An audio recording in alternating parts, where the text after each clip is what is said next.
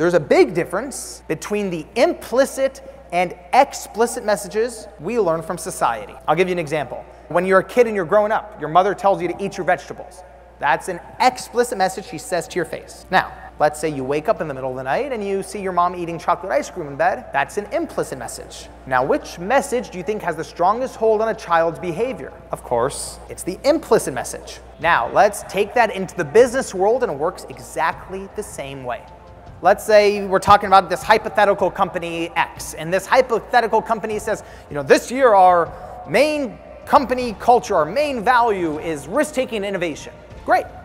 That's the explicit company culture. Now let's say someone on your team takes a big swing and misses, which is natural, and they get fired on the spot. What's the implicit company culture? It's always the implicit message that controls how your team will operate every single time. And as I travel across America talking to different corporations, the number one thing I'll see leaders ask about is why they say one thing and their teams do the opposite.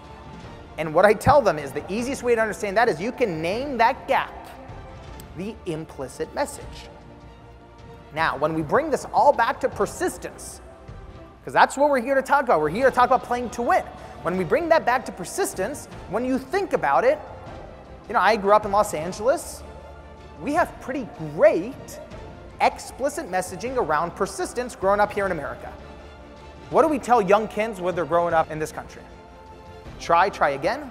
If you think you can do it, anything's possible, never give up. It's on every Little League poster in America. However, what's the implicit reality of what it's actually like growing up? Let's say you're trying out for the baseball team and you don't make it the first year. And you're brave, you try out the second year, you don't make it. But you're really brave and you try the third year and you still don't make it. What do the people who love you the most tell you? What about basketball? You're tall, you can give basketball a shot. Or what about softball? By the way, these are not your competitors or your enemies. This is your mother. These are your best friends. They teach you implicitly that after a couple attempts, you're safer if you pack up and go home.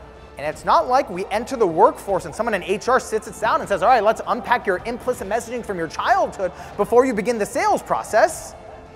We carry these things in our emotional backpacks without even knowing. And it wasn't until this experience with Larry King that my implicit messaging from my childhood completely shattered and got replaced with the reality of how persistence actually plays out in real life. The reality of how persistence actually unfolds in the business world. And the truth about persistence, the reality is you have as many at-bats as you're willing to give yourself. You have as many at-bats as you're willing to give yourself.